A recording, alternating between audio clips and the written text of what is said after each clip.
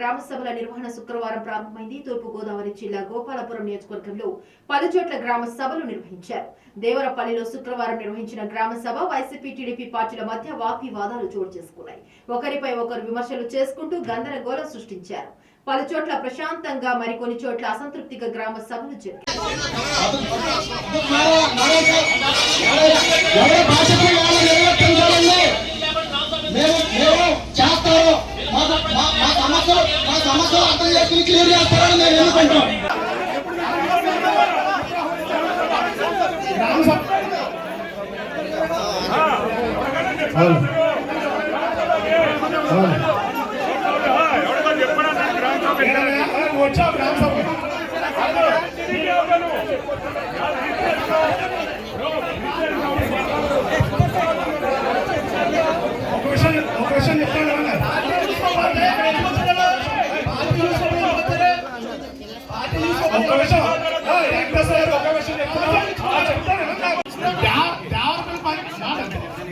పంచాయతీలో పార్టీలకు సంబంధం లేకుండా అందరికీ ఇవ్వడం జరిగింది.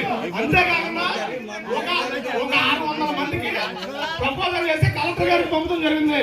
దయచేసి ఆ కలెక్టర్ గారికి పంపించిన దాంట్లో కవర్ సురేష్